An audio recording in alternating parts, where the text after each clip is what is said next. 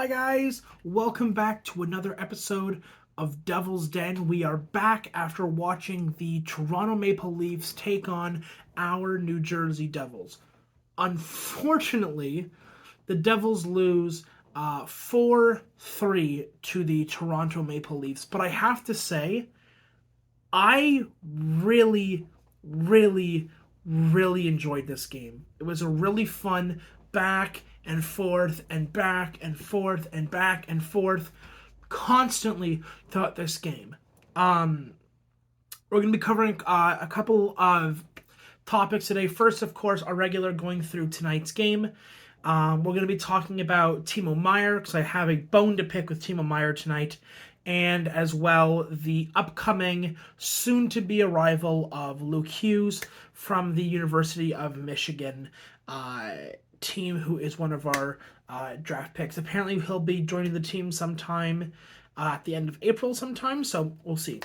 Anyways, let's start with our usual. Let's go through the Leafs-Devils game. So, first period, the game is actually pretty quiet. New Jersey does end up outshooting the Leafs 16. I think it's something like 15 or 16-2, something like that. However, I had to say, the shots are not indicative or does not show in how that first period got played. So me personally, I thought that we played really badly in the first period, despite having all of those shots. If you watch the game back and you watch just the first period, what you'll see, or at least from my perspective, what I saw was you have one team having shots and then you have another team having chances. To me, at least, it felt like the Leafs had better quality opportunities, better time in the offensive zone, better time cycling, had better hits. They played better than New Jersey did, even though they were being massively outshot, like 16-2 or some nonsense like that, right? New Jersey felt like they didn't come out of the gate the way they should have during this game. I understand. What do you mean they didn't come out of the gate? They had 16 shots. I agree. But there's a difference between a shot and a chance. So I know this might seem like semantics. I might just be picking at things that don't need to be picked at. But for me, if you take a shot from the blue line and it trickles towards the goalie and he makes a routine stop, that's a shot.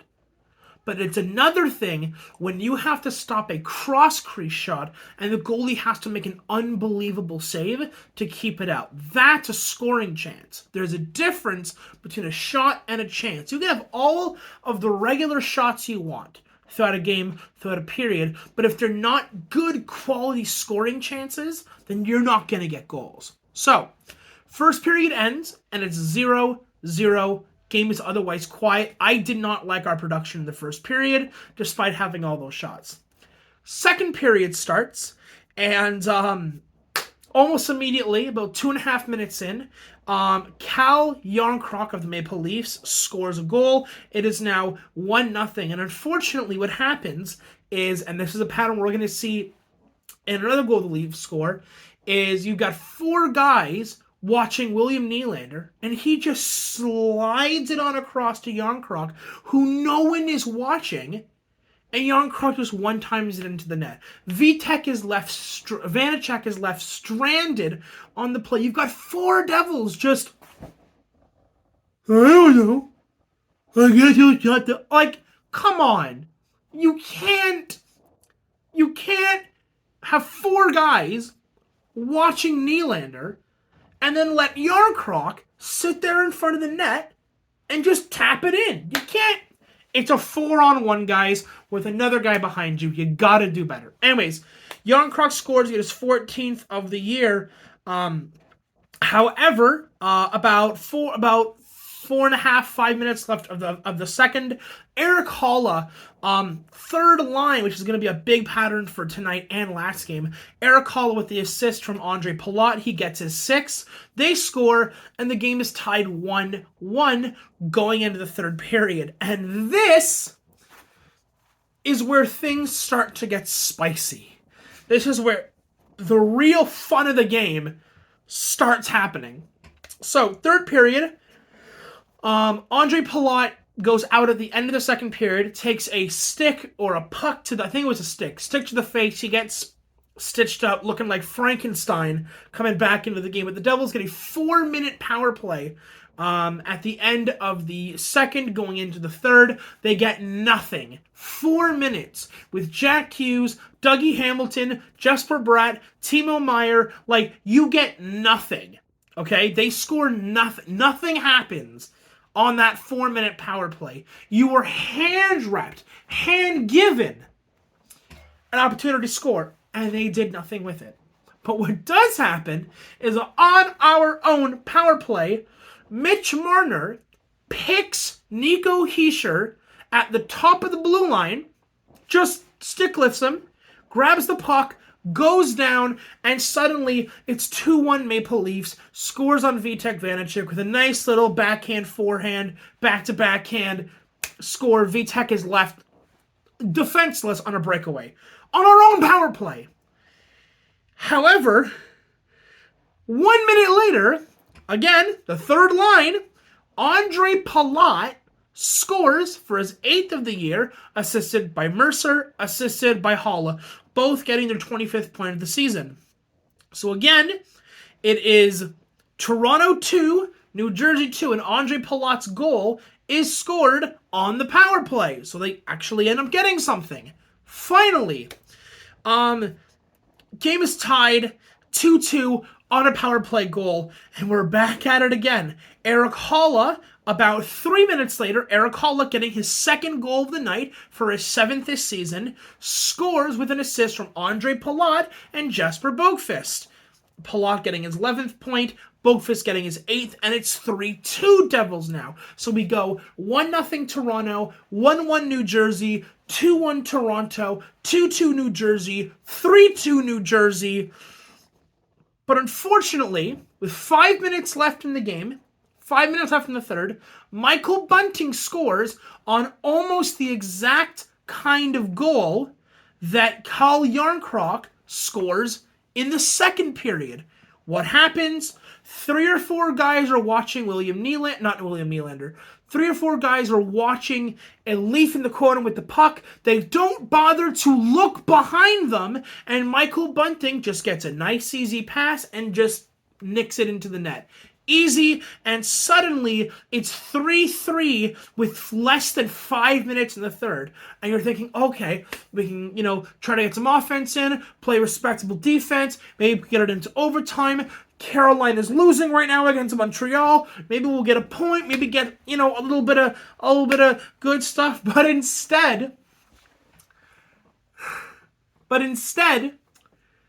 Timo Meier, who everyone has been freaking out about, which, don't get me wrong, I'm glad he's on the team, decides he's going to take his stick and just wave it in the air like a crazy person trying to bat a puck out. And what happens? His stick hits a guy in the face, and suddenly you have the Toronto Maple Leafs on the power play with less than 4 minutes left in the hockey game.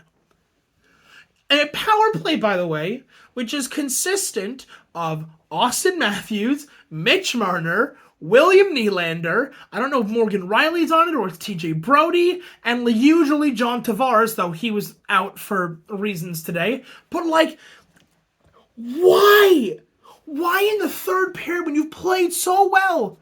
Played with grit, played with passion. You've been getting back into the game the whole time. Instead, you decide to let's give the guy who had a 60-goal season last year, let's let him just nonchalantly walk into the slot and just one-time it. Again, for the third time this game, the Devils are caught watching the guy with the puck. But instead, they don't notice the Rocket Richard winner I think I'll go for a walk into the slot. And no one does anything.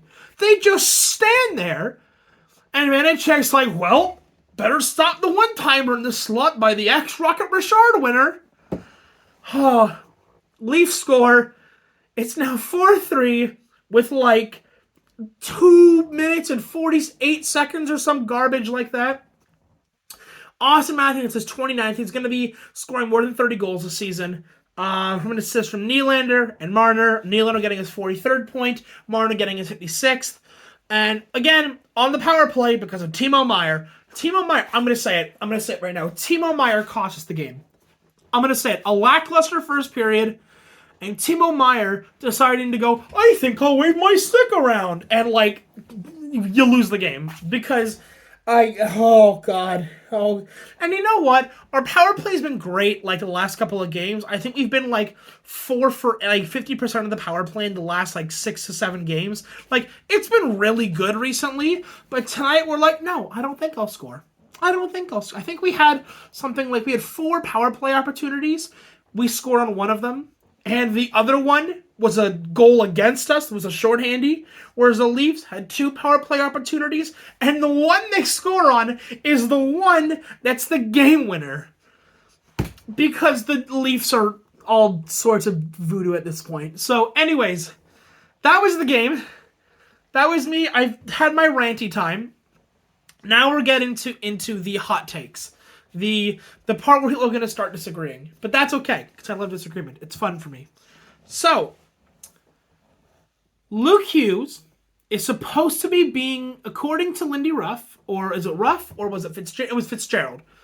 Tom Fitzgerald, who brought in Timo Meier, and everyone's been, like, you know, licking the inside of Tom Fitzgerald's butthole for the last, week or so, since he brought in Timo Meier. Don't get me wrong, Fitzgerald's done a good job. Everyone calm down.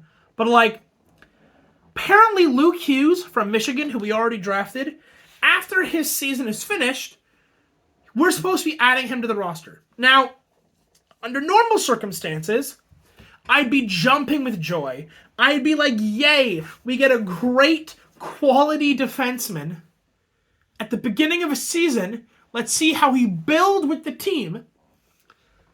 But instead, we're going to add him in at the beginning of the playoffs.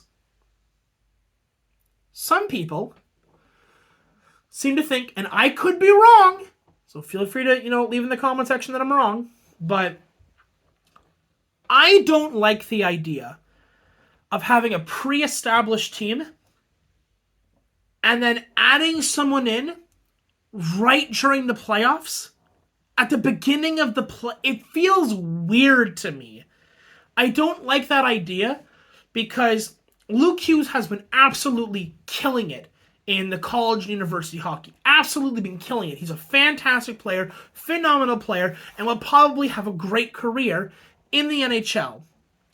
However, we do know that there have been plenty of people who have been outstanding in college hockey or minor hockey in the CHL, the OHL, in the American leagues and things like that, but they don't translate well to the NHL. And it bothers me a little bit that we have someone coming up who's going to be great, but you want to bring him in with a team that hasn't seen playoff action in, 5-6 years? Since we last played Tampa Bay Lightning in the first round, when we had people like, I can see him, Brian Boyle on the team? Like, that long ago? I don't know. It feels weird, and I don't like... When you're in playoff hockey, okay, or playoffs of any kind, hockey, soccer, whatever sport you're playing, you want to try to reduce the number of unknown factors into the game so that you can win. Because you want to be in control of every situation. It feels weird to me to add an X factor, an unknown, into a situation in arguably the most important part of the year. People are talking about the Devils making a run for the Cup, and I hope the Devils win the Cup. I'm always going to want the Devils to win the Cup. But I think we need to be realistic here. The Devils have already exceeded expectations this year, going from one of the worst teams in the league to potentially maybe winning the Metropolitan and potentially getting into even the second or even the Eastern Conference Final. We'll see. You got to get past the Rangers, and then you might have to play Boston in the second round, which is crazy to think about, given how well they've done this year. But I don't know how I feel about introducing a young kid, an unexperienced kid who's never played NHL hockey into the most important part of the year. He could be phenomenal, but he could also shit the bed. We don't know. Anyways, that's my take on the whole Luke Hughes situation. I think it'll be cool for Luke and Jack, the brother, to play together. That'll be awesome. Imagine if you got Quinn Hughes and you had all three brothers on the same team, given that Quinn Hughes, by the way, while still playing with Vancouver, is still having a phenomenal year. Let me see if I can pull his stats up really quickly. Quinn Hughes. He's doing really well with Vancouver, I'm pretty sure. Like, really, really good. You know what? I'll get back to you guys on that one because my computer is not going to want to work with me here. You know what? Let me try this. Quinn Hughes NHL. But like, I'm pretty sure he's got like a plus 10 or plus 15 rating or whatever it is. He's doing really well with Vancouver despite having a dog shit season. Okay, here we go. So this season, in 59 games played with one of the worst teams in the NHL, he has 5 goals, 55 assists, 60 points, and he's a plus 11 on a team that's dog shit this year. So, could be fun. Could be. I think he's like one of the youngest defensemen in like Vancouver history to hit the 50 assists since like I can't even remember who, but like he broke some record. I'm pretty sure. I can't remember which one it was, but he's playing really good. It'd be cool to see Quinn Hughes on the Devils. But hey, we have Timo. We have Luke. We can go from there. Anyways, that's going to be it for this game. I'm pretty sure if I pull up the Devils' schedule really quickly. So we play the Leafs tonight. I don't know when we're playing next. I should probably know this because I'm an imbecile. 1 second, guys. It's great when you're watching a YouTube video and you're watching someone pull something up while watching a video. It's great. I know, it's wonderful. So I don't want today. I just want Devils. So we play again on Thursday, against Washington Capitals at 7 o'clock. There most likely will not be another Devil's Den video until this Saturday coming up against Montreal. I will be out on Thursday evening, so I'm probably not going to be able to make a Devils video. I don't think I'll be able to make one on Friday either, just because I will be working that day, so I'm not going to be able to. But definitely Saturday, I want to be able to make a video, because I think I'm done at like 9 o'clock, whatever it is. Anyways, so, if I don't make a video for Washington, I'll definitely make a video for Montreal. And, yeah, I think that covers everything. Take it easy, guys, and I'll see you guys in the next one. Adios.